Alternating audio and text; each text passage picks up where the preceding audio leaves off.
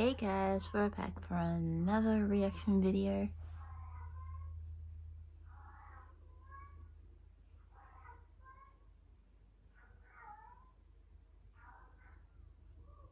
I suppose my cat's having their say into it too. But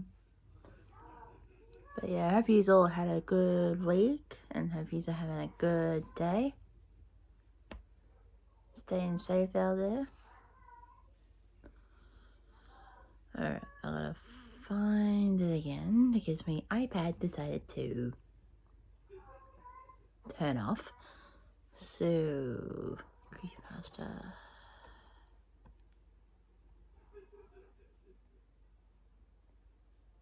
I suppose my cat's found her mouse. Anytime when she finds that mouse, she makes it as her baby. She's so sweet. And you're probably wondering why I got this phone sideways is because my phone is on 6%.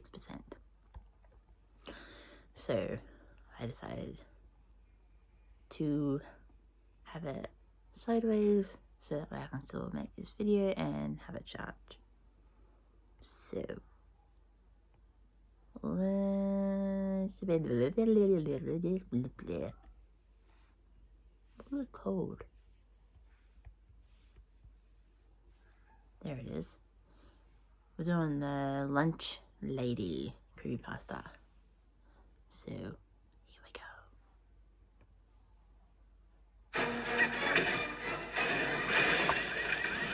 Seriously? Good thing you guys rolled by. Even better, your car and home insurance is sorted. It's a good thing you're with Budget Direct. I just turned my TV on. How's that? It's swishy time. Helps fight bad breath for 12 hours. It's your time to shine. TheraBreath. Finally. I was always afraid of the lunch lady when I was a kid. I don't know why. Maybe it was the toxic stench of her breath, or the dead look in her eyes, or the unkempt hairs dangling off her chin. No matter what the reason was, my palms grew sweaty and my heart pounded every time I passed her in the lunch line.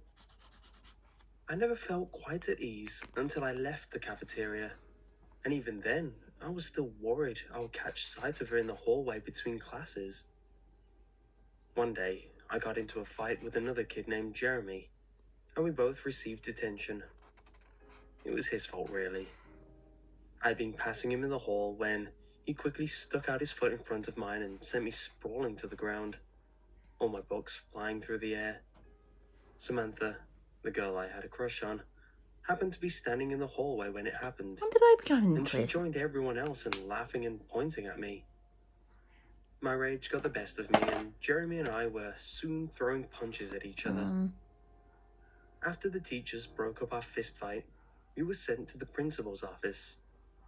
Long story short, I would be spending my Saturday at school filling out worksheets instead of playing video games with my friends. Saturday came, and my mother, rather unpleased to be up so early, She's still dropped me going off on. outside the school doors at 8 in the morning. I walked in and found my way to room 126, where detention was always held. Jeremy was already there, sitting at a desk, along with two other kids. One of them was Nick, the dumb ape who was the quarterback of our football team.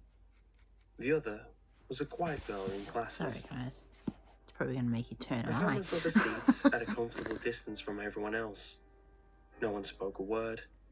The only sound in the room was the deafening ticking of the clock. I quickly grew bored after a few minutes, so I spun around in my chair and faced Jeremy. Do you know who's running detention today? Kowalski, I think. Mrs. Kowalski? I repeated, gulping. But Jeremy didn't have to affirm it. Immediately, the all-too-familiar odor of her breath filled my nostrils, and the hair on the back of my neck stood straight up. I slowly turned around, and in walked the lunch lady, with a pile of worksheets under her arm. Now you turds listen, she commanded in a thick accent. I really didn't want to be here today, and I don't want any trouble. I'm going to pass out these worksheets, and you all aren't going to make a peep. Understand? We all nodded our heads. Good. The first moment something goes wrong, one of you is going in the oven. Then she laughed heartedly and left us alone in the room. I shuddered as I tried to shake off the image of her hairy chin and her flabby arms. We all sat silently in the room for about Did she just say 45 that she's going to minutes, put them in the oven if they do filling out something our wrong? worksheets. The lunch lady still hadn't returned by that time, so we then took the risk of chatting quietly. That lunch lady must be the ugliest living thing I've ever seen, Jeremy chuckled.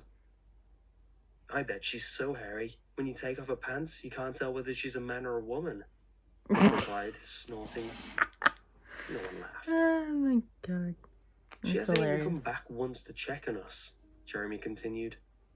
I bet she just went home as soon as she left the room. Come on, we should see if we can sneak out. He had just stood up from his desk when we all heard the sound of grinding metal and hissing steam coming from somewhere in the building. Everyone froze. I had easily recognized the sound. That came from the cafeteria, I said. Someone is starting up the ovens. What's up, guys? James Lafferty here from One Tree Hill, and I have something festive to share with you.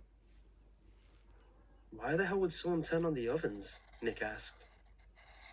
It must be Kowalski, Jeremy said. Maybe she got hungry. Maybe she's getting the ovens ready so she can cook one of us up. Good. And you'd be the first she'd throw in, I replied, playing along. But in reality, I was rather unnerved. Why would she start up the ovens right now? Surely she could have just packed a lunch. Maybe she actually enjoyed eating the greasy shrimp and cardboard pizza she always served for lunch. We tried to go back to our work, but at this point, it was impossible to try and concentrate again, even for the quiet girl. We finally decided that we should send one person outside the room to check if the coast was clear. Jeremy tore up one of the worksheets into 4 pieces and then wrote one of our names on each. Then, he shuffled the names in his hand and turned to Nick. Pick one. Nick took one of the pieces from Jeremy's hand and flipped it over. Ashley, he read. The quiet girl's face froze over with fear. Oh, come on, guys, don't make her do it, I said. Then you go, Jeremy replied. No way, I answered. It was your idea. You should go.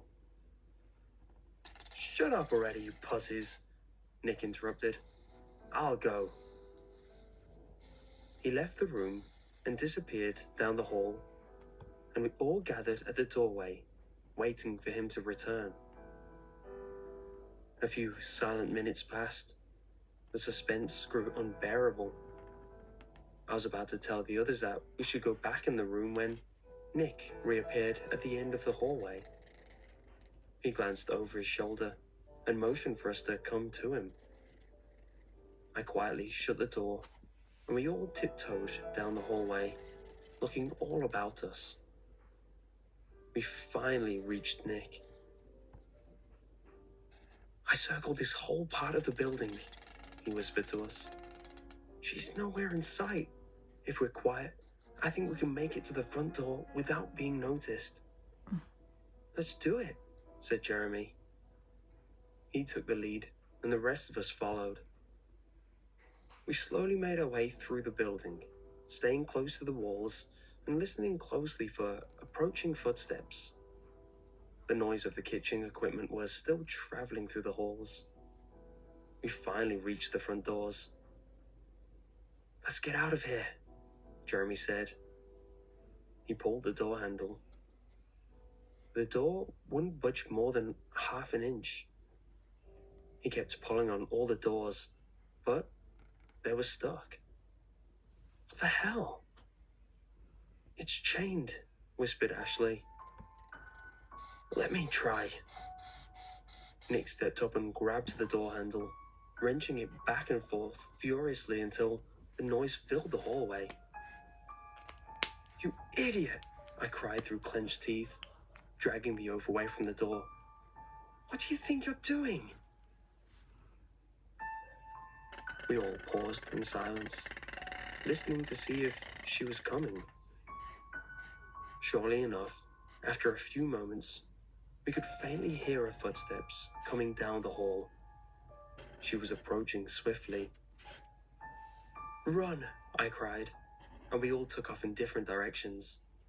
Nick and the quiet girl headed left, while Jeremy and I went right. As we turned around the corner, we could hear Ashley scream and the lunch lady shout, I've got you! We didn't even bother to look back. This way, Jeremy called to me. I followed him as he turned down a small hallway and then came to a classroom. We can hide in here. We dashed inside the classroom and looked around frantically for hiding places. Jeremy dove under the teacher's desk while I took my chances behind the cabinet in the corner. Then, we waited in silence. Oh, really?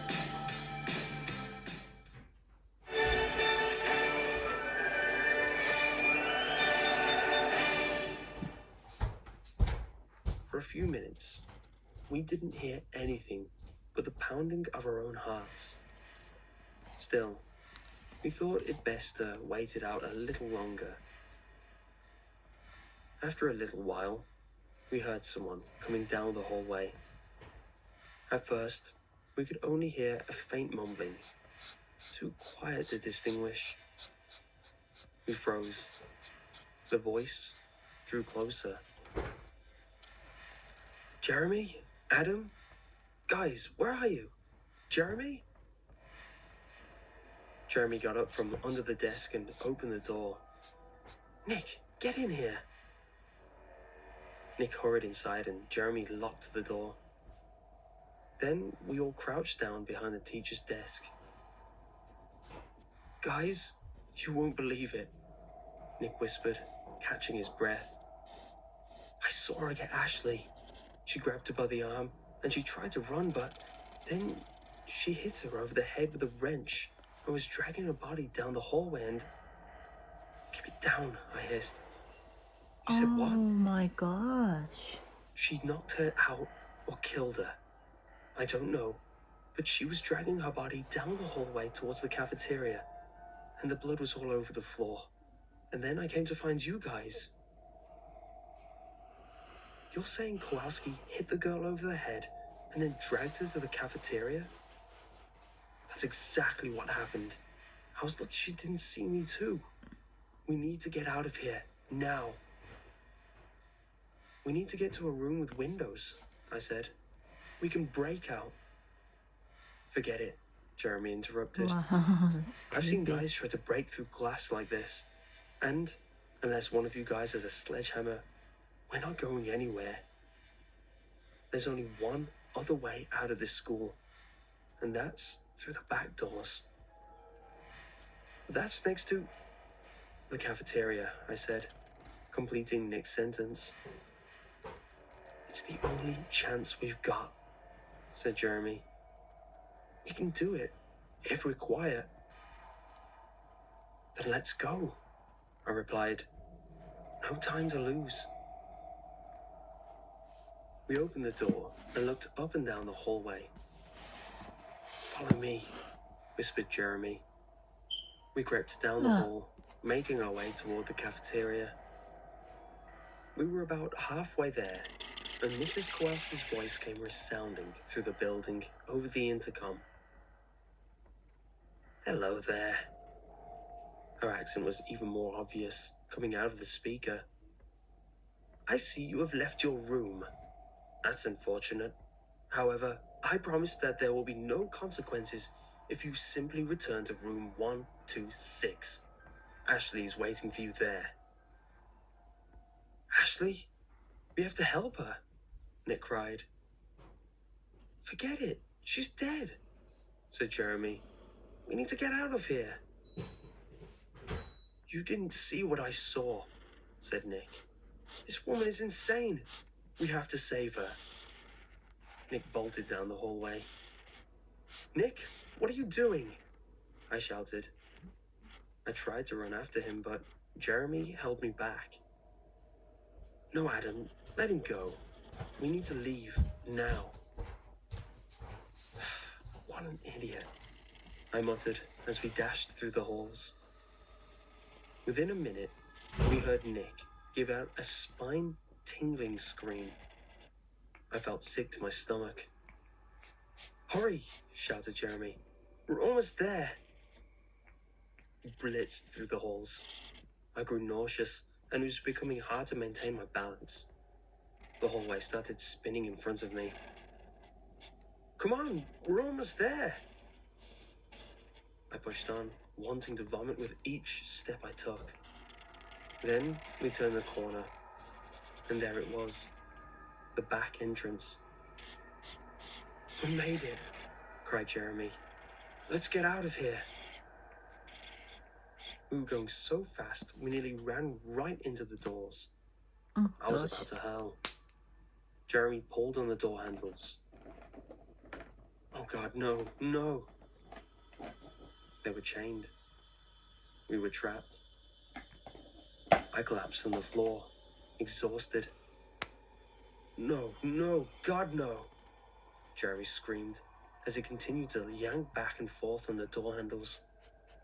Meanwhile, I laid on the cold floor, looking down the hallway.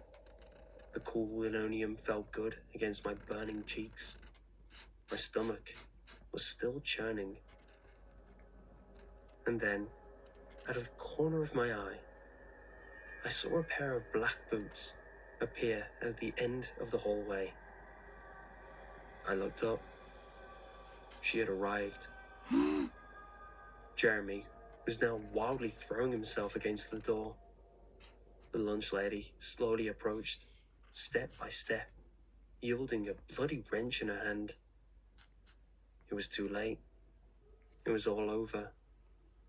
I closed my eyes as the lunch lady passed over me and brought down a wrench upon Jeremy's head. He cried out in pain. Oh my She god. hit him again. His blood spewed all over the walls and ran down to the floor. She kept hitting him over and over again. I vomited. Then Oh.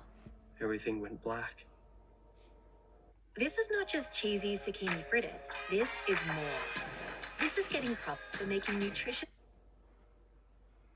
I opened my eyes. The brightness of the fluorescent lights made it hard to see at first. After minutes, my eyes adjusted, and I saw that I was in the middle of the cafeteria. I looked down. I was tied to a chair. I squirmed for a few seconds, but the rope was strong, and I could hardly move at all. Sighing, I gave up and examined my surroundings. No one else was in sight. The chairs and tables were set out in the usual fashion. I could hear the kitchen equipment still running in the back. Awake, eh? A voice called out. I bent my head back and saw out of the corner of my eye that the lunch lady was preparing a meal in the open kitchen. Oh. Give me another minute. Lunch is almost ready. I squirmed around a little more, but the ropes were as tight as ever. I then sat still, patiently waiting. After a minute or two, the lunch lady came out. She was carrying a plate covered with a napkin. Did you have a nice nap? She asked me with that disgusting accent. I remained silent. I didn't turn my TV off. She set the plate on a nearby table. You know, I could have killed you too, but out of the goodness of my heart, I decided to spare you. On top of that, I even cooked you a delicious meal. It's not what I think it remained is. silent. So what? I get no thank you? Is that how I'm treated for feeding you? Is this how I'm repaid for sweating away in a hot, dirty kitchen all day? She paused. You know, I've worked this job for 19 years, and you turds are all the same. You come in line, you take your food, you walk away, and no thank you. You say, ew, she's smelly and weird. Forget that she cooks us delicious lunch. Well, that is over now. No more. I remained silent. The lunch lady came behind me and pushed my chair to the table, right where the plate sat. I did not want to see what was on the plate. She unbound my arms so that I could only move them from the elbow up. Then she set a fork on the table next to the plate. I have made you a delicious lunch. You will eat now. She pulled off the napkin, and I gagged. I had to turn away. Oh my god, I Sitting knew in it. the middle of the plate was an enormous sausage, surrounded by cooked fingers, toes, eyes, and ears. You, eat, she commanded. No, I can't do it. I was growing sick again. Oh my god. You eat, or I hit, she said to me, holding up the wrench. I looked at the plate again, and I nearly vomited. Oh. I can't do it. I can't do it. She brought the wrench right down upon my head. I screamed in agony. Eat, she commanded. Don't do it. I picked up the fork, my head pounding with pain. Tears ran down my face as I cut off a bit of the sausage and stuffed it in my mouth. I chewed it up and swallowed it down. Good. Finish it all. I shook my head, sobbing. She brought down the wrench on my head again. I cried out in pain. Eat, she shouted. I took another bite, and another, and another, blinded by my own tears. Whenever I paused, she would raise the wrench again, and I would keep eating. It took all my strength to keep it down in my stomach. When I finally had swallowed down the last bite, she took the plate. Very good. I'm glad you enjoyed it. Now that you have had your lunch, I will have mine. I looked upward as she raised the wrench in the air one last time, and I closed my eyes.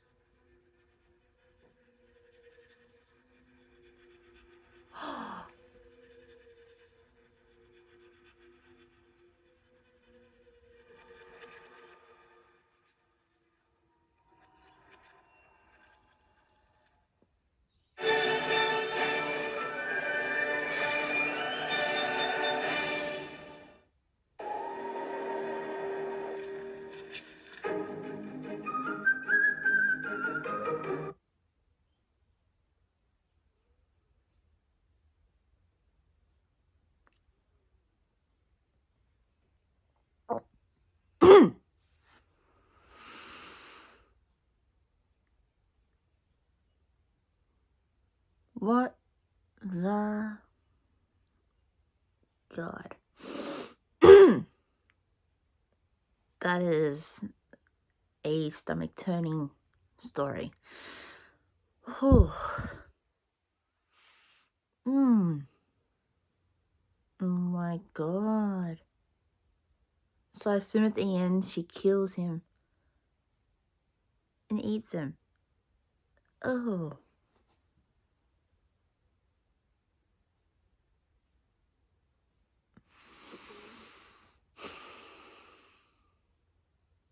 Oh my god.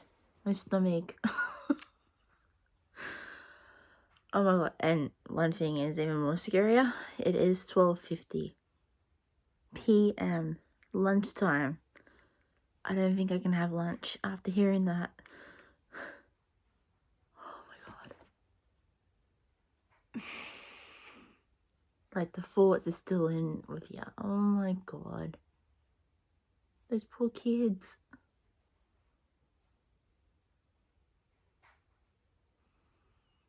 Oh, wow. Oh my god.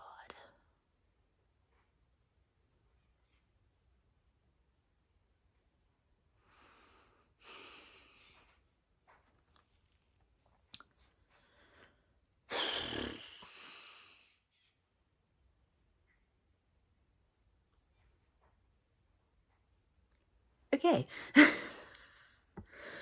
Well, thank you guys for watching. Oh my god, my stomach. I'm good. Good. So yeah, thank you guys for watching. Don't forget to leave a like and subscribe to my channel, and I will see you guys next time. Hope you have a good day. Bye.